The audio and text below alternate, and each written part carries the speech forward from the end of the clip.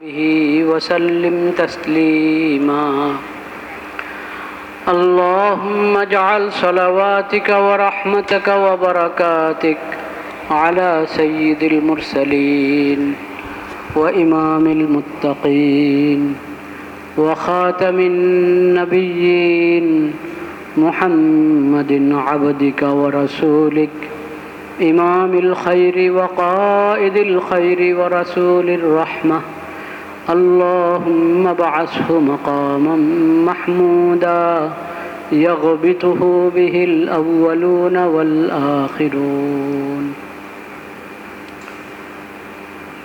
أعوذ بالله من الشيطان الرجيم. بسم الله الرحمن الرحيم.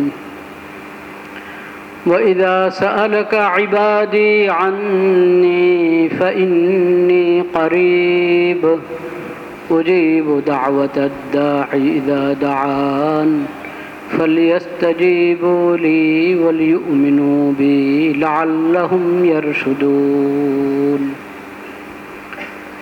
صدق الله مولانا العظيم وصدق رسوله النبي الكريم ونحن على ذلك من الشاهدين والشاكرين والحمد لله رب العالمين. আজকে আমি যে আয়াত তেলাওয়াত করেছি সবার পরিচিত আয়াত। রমজানে আয়াত সম্পর্কে আমরা আলোচনা করেছি দোয়া বিষয়ে। আল্লাহ রব্বুল আয়াতের মর্ম হলো আল্লাহ রব্বুল আলামিন যে কোনো সময় বান্দার দোয়া কবুল করার জন্য প্রস্তুত। আল্লাহর রহমতের দরওয়াজা সব সময় খোলা। যখনই বান্দা দোয়া করবে আল্লাহ সঙ্গে সঙ্গে তার দোয়া কবুল করেন। আয়াতটি তেলাওয়াত করেছি। আজকে মূলত আমি দোয়ার অনুরোধ করার নিয়তে এসেছি।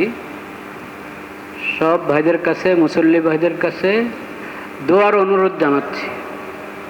হাজী সাহেবদের জন্য দোয়া, যারা রওনা হয়ে গিয়েছেন, পৌঁছে গেছেন, ওখানে হজে যাচ্ছেন, যাবেন, সকলের জন্য দোয়া। এবং হাজী সাহেবানদের খাদেম যারা, তাদের জন্য দোয়া। হাজী সাহেবানদের খাদেম কারা? যে কোনোভাবে পরোক্ষ বা প্রত্যক্ষ, সরাসরি বা কোনো না কোনো সূত্রে হাজী সাহেবদের যে কোনো কাজে আসছেন, যে সেই হাজী সাহেবদের খাদেম। আমাদের সরকার হাজী সাহেবদের খাদেম। যারা সরকারি ব্যবস্থাপনা যাচ্ছে তাদেরও খাদেম, যারা অন্য ব্যবস্থাপনা যাচ্ছেন তাদেরও খাদেম।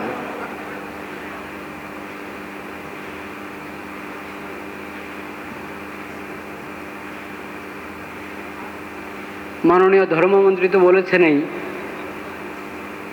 উনি খাদেম, শুধু হাজী সাহেবদের না, সবার খাদেম। আল্লাহ সে তৌফিক দান করেন।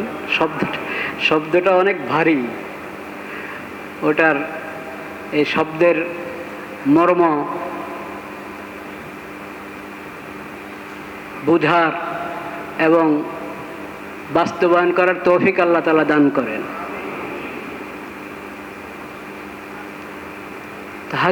হাজী সাহেবদের খাদেমদের জন্য দোয়া, পুরো দেশের জন্য দোয়া, পুরো মুসলিম বিশ্বের জন্য দোয়া এবং পুরো বিশ্বের জন্য দোয়া।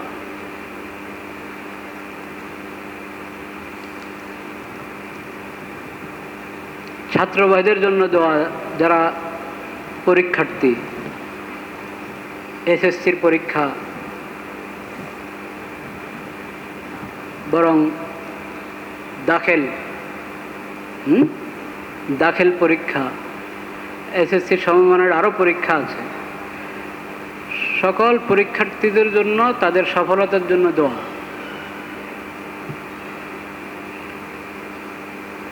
আজকে দোয়ার অনুরোধ করার জন্যে আমি বসেছি। আজকের ওয়াজ হলো, আজকের আলোচনা, আজকের বয়ান হলো দোয়ার অনুরোধ, যে আমরা যেন সকলে দোয়া করি, নিজের জন্য, দেশের জন্য, জাতির জন্য, উম্মতের জন্য, সবার জন্য দোয়া করব। দোয়া অনেক গুরুত্বপূর্ণ। দোয়ার ফায়দা এক নম্বরে তো যে দোয়া করে সে পায়, যে দোয়া করে প্রথমে সে ফায়দা পায় দোয়ার। অন্যের জন্য আমি দোয়া করছি, কিন্তু অন্যের ফায়দা, অন্যের উপকারের আগে কার উপকার? আমার নিজের উপকার।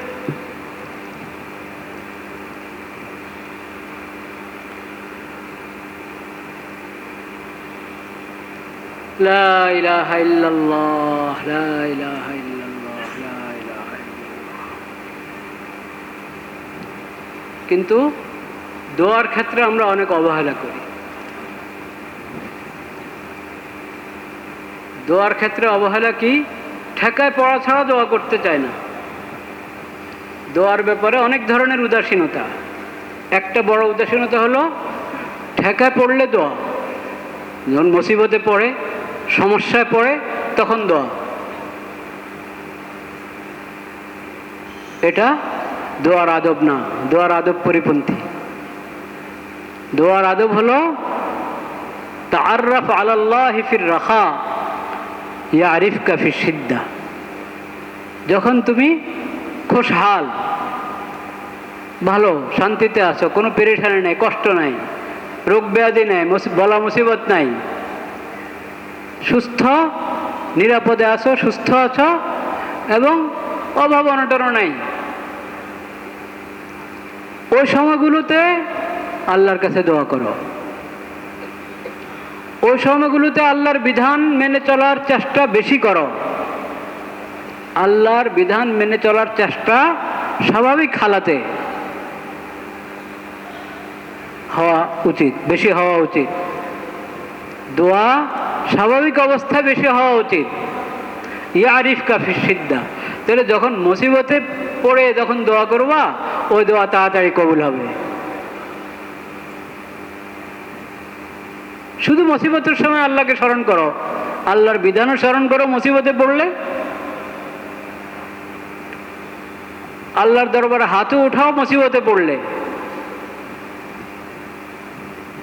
এটাও ভালো, এটাও ভালো। কতজন তো মুসিবতে পড়ো আল্লাহকে স্মরণ করে না, এটাও ভালো। কিন্তু নবী করিম সাল্লাল্লাহু আলাইহি ওয়াসাল্লামের শিক্ষা হলো তাআররাফ আলাল্লাহ ফির রাখা। তুমি যখন শান্ত আছো, সুস্থ আছো, কোনো পেরেশানি নাই, তখন আল্লাহকে স্মরণ করো দোয়ার মাধ্যমে, আল্লাহকে স্মরণ করো সদকা খায়রাত করার মাধ্যমে, আল্লাহকে স্মরণ করো আল্লাহর বিধান মেনে চলার মাধ্যমে। ইয়ারিফকা ফিস সিদ্দা। তাহলে তোমার মুসিবতের সময় এবং পেরেশানির সময় যখন তুমি আল্লাহকে ডাকবে, আল্লাহ তোমার দোয়া তাড়াতাড়ি কবুল করবে।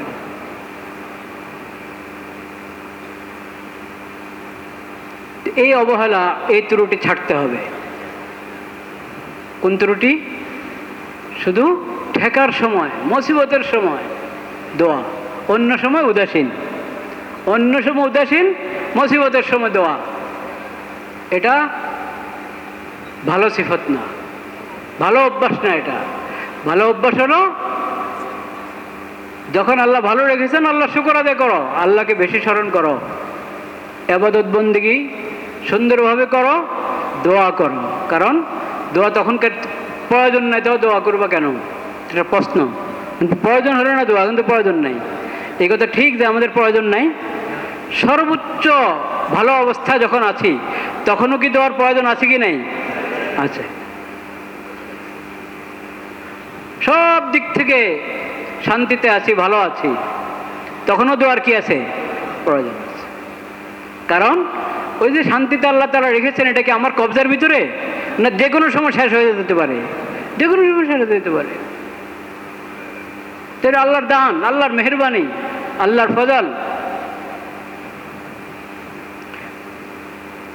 সেই জন্য শুকর হিসাবেও দোয়া করা, শুকর হিসাবেও কি করা? দোয়া করা।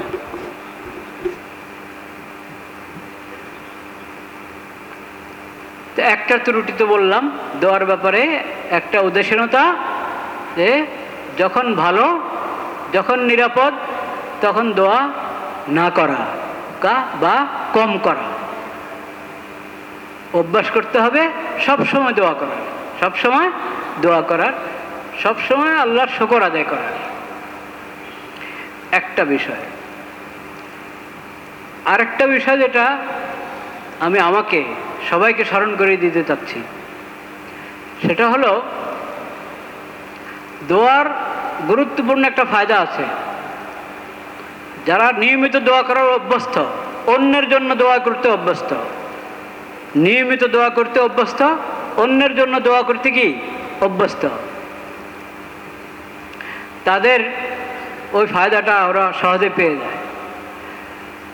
অন্যেরা ওই ফায়দাটা পায় না এবং ক্ষতিগ্রস্ত হয়।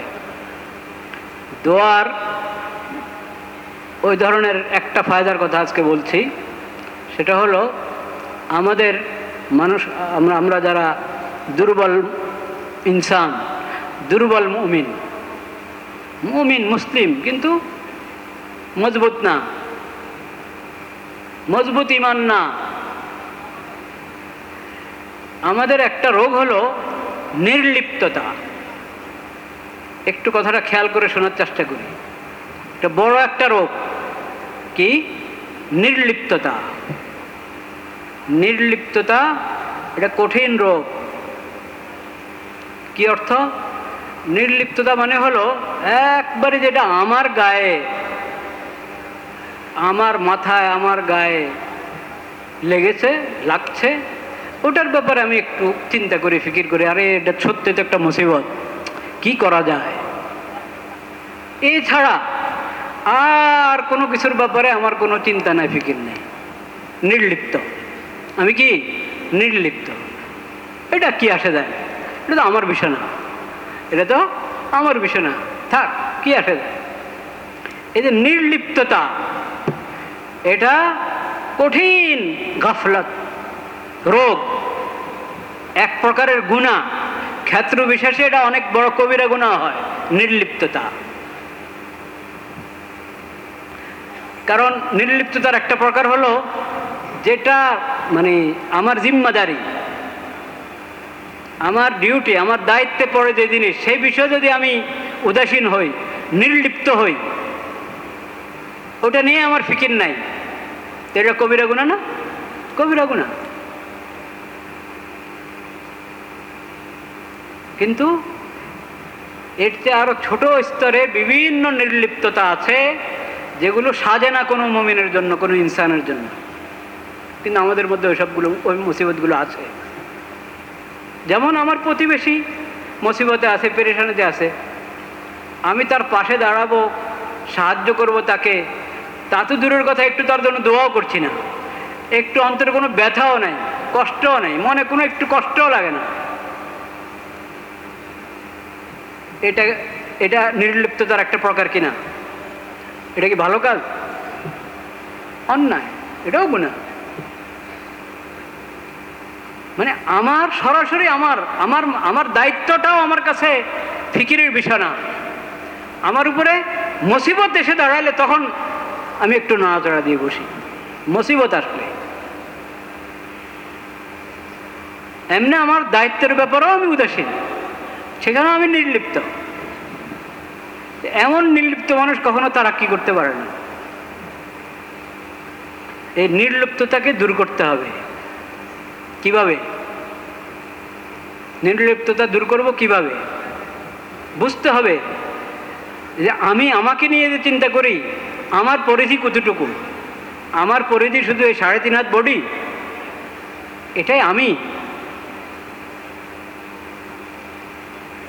আমার খানদান আমি কিনা, আমার পরিবার, আমার পুরা ঘর, আমার আত্মীয় স্বজন, আমার প্রতিবেশী, আমার পুরা সমাজ, পুরা দেশ, আমার দেশ, পুরো মুসলিম উম্মত, পুরো মুসলিম বিশ্ব।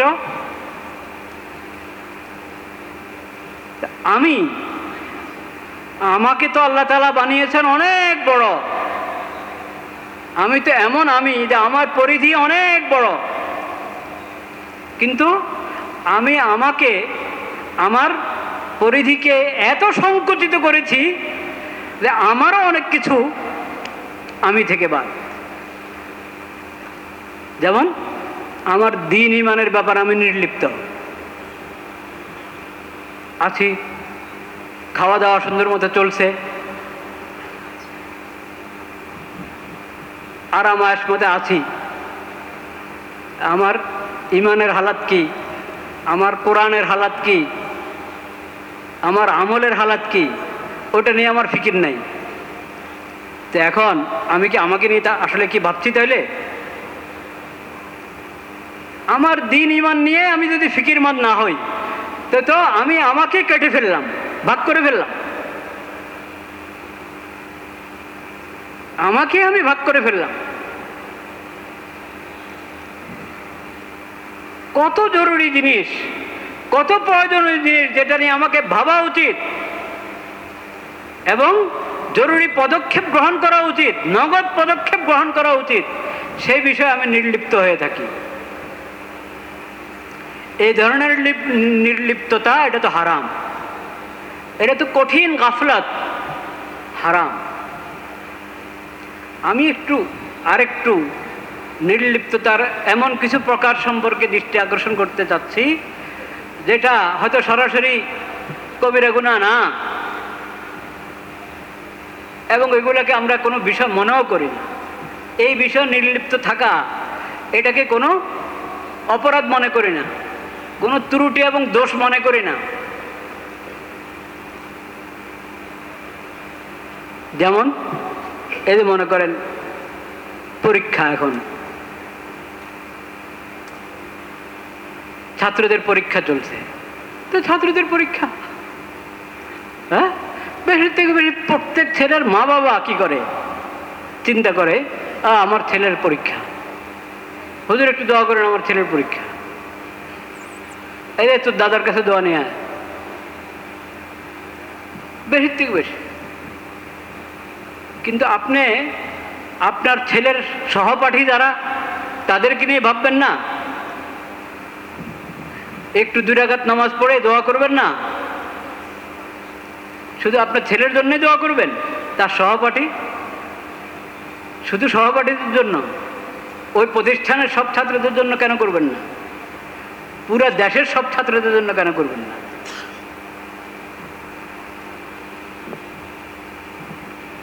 আপনার সমাজের অংশ, আপনার দেশের অংশ, মুসলিম ছাত্ররা আপনার উম্মতের অংশ, অমুসলিম ছাত্ররা আপনার দেশের নাগরিক, আপনার সমাজের অংশ। সবার জন্য কেন দোয়া করবেন না? সব ছাত্রদের জন্য। আল্লাহ তাআলা সব ছাত্রকে পরীক্ষার মধ্যে সফল করেন, পরীক্ষা সবার জন্য আসান করে দেন। ওই ছাত্ররাই কেন নিজের ব্যাপারে নির্লিপ্ত থাকবে? দেখেন, পরীক্ষার্থী নিজে পরীক্ষার্থী, কিন্তু নিজের ব্যাপারে নির্লিপ্ত। কি ধরনের, কিভাবে নির্লিপ্ত? ঠিকমতো পড়াশোনা করে না, পরীক্ষার সময় এসো মোবাইলে সময় নষ্ট করে, পরীক্ষার সময় তাও মোবাইলে সময় নষ্ট করে, পরীক্ষার সময় তাও টিভির সামনে বসে থাকে। আছে কিনা এরকম ছাত্র? আছে। কেন? আরে কমপক্ষে পরীক্ষার দিনগুলোতে তো তুমি তোমার সময়কে সর্বোচ্চ কাজে লাগাও। এখন তো সময় অপচয় করো না, সর্বোচ্চ কাজে লাগাও।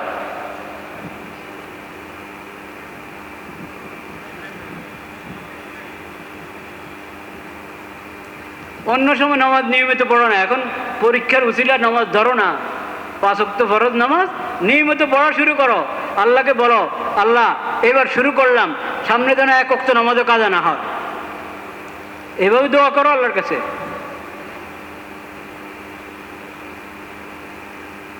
এখন তওবা করো, আল্লাহ আমি তওবা করছি, আমাকে তওবার উপরে মজবুত থাকার তৌফিক নসিব করেন, কোনো পাপের কাঁধে আমি যাতে না জড়াই। দোয়া করো, তওবা করো, নবীজির নামে দুরূদ পড়ো, নবীজির জন্য আল্লাহর কাছে বলো আল্লাহুম্মা সাল্লি আলা মুহাম্মদ। একবার দুরূদ পড়বা 10টি রহমত, 10টি দরজা বলন্দ, 10টি দরজা বলন্দ হবে, মানে এক দুরূদে তোমার 10 বার প্রমোশন হবে আখিরাতের লাইনে, একবার দুরূদ পড়ার দ্বারা। দুনিয়ার প্রমোশন তো ধারণা আছে, আখিরাতে যে এক স্তর থেকে আরেক স্তরের প্রমোশনের কোনো ধারণা আছে নাকি আমাদের কাছে?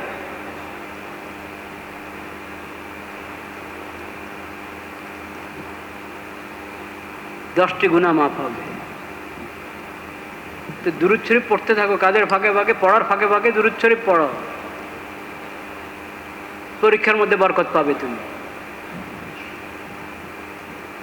হুজুরদের কাছে এসে কলম পড়ে নিয়ে যান, ভালো, আমি এটার কোনো ইয়ে করছি না, আপত্তি করছি না।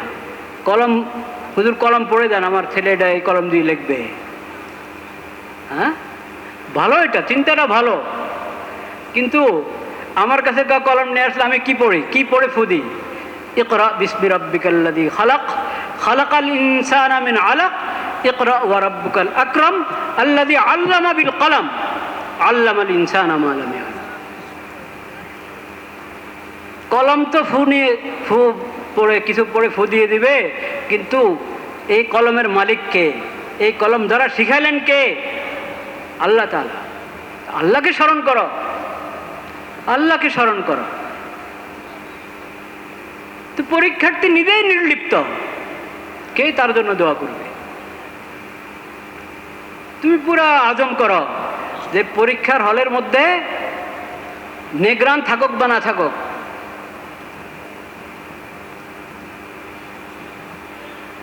হল সুপার আছে কি নাই, কেউ দেখছে কি দেখছে না, ওটার দরকার না। আমি আমানতের সাথে পরীক্ষা দিব।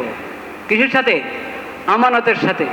খেয়ানত করব না, কারো খেয়ানত গ্রহণ করব না, আর যত খেয়ানত, যত ধরনের ছোট বড় খেয়ানত, কোনো খেয়ানত করব না। আমি আমানতের সাথে পরীক্ষা দিব, এটা আজম করো। আর সবচেয়ে বড় কথা কি? সবচেয়ে বড় কথা হলো এই পরীক্ষা একমাত্র পরীক্ষা। এই পরীক্ষা কি একমাত্র পরীক্ষা? এটা একমাত্র পরীক্ষা না। আমার জিন্দেগির মধ্যে আরো কত পরীক্ষা রয়ে গেছে, আমার জিন্দেগির মধ্যে আরো কত পরীক্ষা রয়ে গেছে। সব পরীক্ষা কি প্রাতিষ্ঠানিক পরীক্ষা হয় নাকি? সব পরীক্ষা কি এরকম ধরনের ফলাফল প্রকাশ পায়? কত পরীক্ষা। আর কবর থেকে যে পরীক্ষা শুরু হবে, সেটা কবর থেকে একটা পরীক্ষার শুরু আছে না? তা আমি তো এই পরীক্ষা নিয়ে ব্যস্ত। পরীক্ষা থেকে পরীক্ষা, এক পরীক্ষা থেকে আরেক পরীক্ষা দিকে মন যাওয়া দরকার কি দরকার না? দরকার। আচ্ছা, এই পরীক্ষা দিয়ে আমি পেরেশান, কত বলছে আল্লাহ আমাকে পাশ করায় দেন, একবারই সর্বোচ্চ নম্বরে পাশ করিয়ে দেন আমাকে, দোয়া করছি। কবরের পরীক্ষার জন্য তো দোয়া করা দরকার, হাসরের পরীক্ষার জন্য তো কি দোয়া করা দরকার। এখানে যেমন ফলাফল বের হবে, ওখানের পরীক্ষারও তো ফলাফল বের হবে। وَنُخْرِجُ لَهُ يَوْمَ الْقِيَامَةِ كِتَابًا يَلْقَاهُ مَنشُورًا اقْرَأْ كِتَابَكَ كَفَى بِنَفْسِكَ الْيَوْمَ عَلَيْكَ حَسِيبًا। ফলাফল বের হবে, সেটা তো একবারে লাগিয়ে দিয়েছেন আল্লাহ তাআলা। وَكُلَّ إِنسَانٍ أَلْزَمْنَاهُ طَائِرَهُ فِي عُنُقِهِ وَنُخْرِجُ لَهُ يَوْمَ الْقِيَامَةِ كِتَابًا يَلْقَاهُ مَنشُورًا। এটা সবার গর্দানে লাগানো আছে তার আমলনামা। আমল করে ফেলি চলে যায় তা না, আমল সব থাকে, হুবহু থাকে। দিলের আমল আল্লাহ ছাড়া আর কেউ দেখেন নাই, সেটাও বাহ্যিক আমল, সেটাও সমস্ত আমল। ওয়াজাদু মা আমিলু হাজিরা, সব আমল তুমি উপস্থিত পাবে। ওয়াউযিআল কিতাব ফাতারাল মুজরিমিনা মুশফিকিনা মিম্মা ফীহি ইয়াকুলুনা মা লিহাযাল কিতাব লা ইউগাদিরু সাগীরাতান ওয়ালা কাবীরাতান ইল্লা আসাহা ওয়াজাদু মা আমিলু হাজিরা ওয়ালা ইয়াজলিমু রাব্বুকা আহাদা। তো পরীক্ষার্থী ভাইদেরকে বলছি, এই পরীক্ষা প্রথম পরীক্ষা না, একমাত্র পরীক্ষা না। জিন্দেগিতে আরও পরীক্ষা এই দুনিয়াতেই আছে, আনুষ্ঠানিক অনানুষ্ঠানিক, প্রাতিষ্ঠানিক অপ্রাতিষ্ঠানিক, সব পরীক্ষাতে আল্লাহ তাআলা আপনাদেরকে সফল করেন, সে দোয়া করি আমরা। সব পরীক্ষা, কবরের জিন্দেগি থেকে যেসব পরীক্ষা শুরু হবে, ওসব পরীক্ষায় পাশ করতে হলে তো প্রস্তুতির জায়গা এখন, প্রস্তুতির জায়গা এখন। মৃত্যুর পরে কোনো প্রস্তুতির সুযোগ নাই, এখনই সব প্রস্তুতি, এখনই সব প্রস্তুতি। আল্লাহ সেই তৌফিক নসিব করে। তো সব ছাত্রবাদের জন্য দোয়া করি। তো আমি এই যে নির্লিপ্ততার কথা বললাম, পুরো দেশে আমি কোনো সময় কোনো ছাত্রের জন্য দোয়া করি না। আমার কোনো ছেলে পরীক্ষার্থী না, আমি কোনো সময় হাতে উঠে দোয়া করছি না, 2 রাকাত সালাতের উপরে দোয়া করছি না। মনে আসেই না যে আচ্ছা এটা তো একটা চিন্তার বিষয়, ফিকিরের বিষয়, যদি আশেপাশে কেউ আছে তার একটু সহযোগিতা করা দরকার, কোনো একটা সাবজেক্ট তাকে একটু বুঝিয়ে দেওয়া দরকার, পড়িয়ে দেওয়া দরকার, সেই সহযোগিতা না করতে পারে কমপক্ষে দোয়াই করলাম, কিন্তু আমার মনে আসেই না এই বিষয়টা। এটা হলো নির্লিপ্ততা। এটাকে বলে কি? নির্লিপ্ততা। এরকম শত নির্লিপ্ততা আমাদের আছে। এই যে যখন হাজি সাহেবরা হজে যাচ্ছেন না, আমি যাচ্ছি না, আমার মা বাবাও যাচ্ছেন না, আমার আত্মীয় স্বজন কেউ যাচ্ছেন না, তা আমার মনে আসেই না এই কথা যে হাজি সাহেবদের জন্য একটু দোয়া করা দরকার। এয়ারপোর্টে কোনো এয়ারপোর্টে কোনো কষ্ট না হয়, হ্যাঁ, এয়ারপোর্ট পর্যন্ত আসতে কোনো কষ্ট না হয়, জ্যামে না পড়েন, কোনো পেরেশানি না হয়, হ্যাঁ, ইমিগ্রেশনে কোনো সমস্যা না হয়। দোয়া করছি না, মনে আসে না দোয়া করা। এটা হজ মন্ত্রণালয় দেখবে, হজ মন্ত্রণালয় দেখবে। এই যে যেটা যার কাজ, তার যেটা যার দায়িত্ব, সেটা তো করবেই, করা তার কাজ। কিন্তু আমি এই কথা বলে ফারেক হয়ে গেলাম, এটা তো হজ মন্ত্রণালয়ের কাজ, এই জন্য আমার কোনো করণীয় না, একটু দোয়াও করবো না, একটু মনে চিন্তাও আসবে না যে আরে যে অবস্থা আজকাল দেশে, তেলের যে সংকট, যে সমস্যা, কে গাড়ি নিয়ে রওনা হলো, তেল শেষ হয়ে গেল আর তেল পেল না, কি মুসিবতে পড়বে, হ্যাঁ, এটা ভেবে একটু মনে কষ্ট আসলো, একটু চোখে এক ফোঁটা পানি আসলো, 2 হাত উঠিয়ে আল্লাহর দরবার দোয়া করলাম, আল্লাহ তুমি এসব সংকট দূর করে দাও, সব অব্যবস্থাপনা আল্লাহ তুমি দূর করে দাও। যাদের যাদের খেয়াল করা দরকার খেয়াল করছে না, বা কোনো সূত্র খুঁজে পাচ্ছে না সংকট দূর করার, আল্লাহ তাদেরকে সূত্র মিলিয়ে দাও, তাদেরকে হেদায়েত দান করো, হিম্মত দান করো। আপনি কতভাবে দোয়া করতে পারেন।